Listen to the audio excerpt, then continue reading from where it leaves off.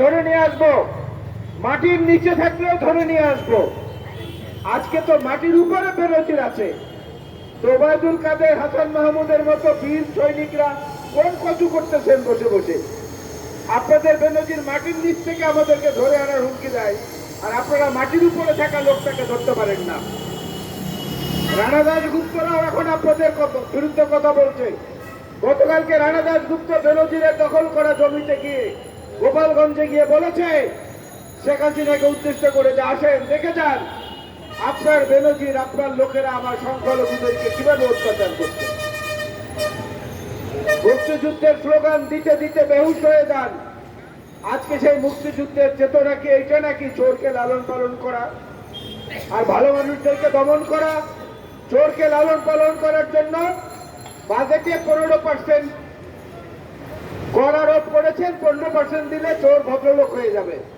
আর ভদ্রলোক যারা, তারা যদি ট্যাক্স দিতে দেয় তাহলে সর্বোচ্চ 30% দিতে হবে। বোঝেন অবস্থাটা? আগে শুনেছি, ছোটবেলায় বইতে পড়েছি, দুষ্টের দমন শিষ্টের পালন। এখন দেখি দুষ্টের পালন শিষ্টের দমন। এই চলছে এই সরকারের আমলে। কত কথা বলবো, বিচার কারা করবে? যারা বিচার করবে, যাদের কাছে বিচার প্রত্যাশা করি, গ্রেফতার করতে বলি, সবার আগে তো তাদের বিচার হওয়া উচিত। সবার আগে বিচার হওয়া উচিত তো তাদের। জনগণের মনের মধ্যে, কোটি কোটি মানুষের মনের মধ্যে আজকের এই পুঞ্জীবিত মেঘের মতো ক্ষোভ জমা হয়ে রয়েছে। এই ক্ষোভ যখন বিস্ফোরণ হবে, যখন বজ্রপাত শুরু হবে, যখন বিপুল বেগে ঝঞ্ঝে বায়ু আসবে, তখন এই সরকারের তখ্ত তাউস উড়ে ভেঙে খান খান হয়ে যাবে। এই বেনজির আজিজরা তখন ঠেকাতে পারবে না। ছোটবেলায় গল্পের বইতে পড়েছি ঠাকুরমার ঝুলি। ঠাকুরমার ঝুলি থেকে দৈত্য বের হয়, রাক্ষস বের হয়, জিন বের হয়, পরি বের হয়।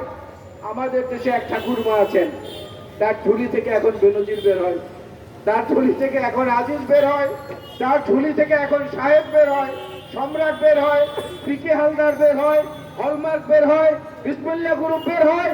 কত বলবো ঠাকুরমার ঝুলিতে আরো কত গজব আছে, আল্লাহ রাব্বুল আলামিনই ভালো জানেন।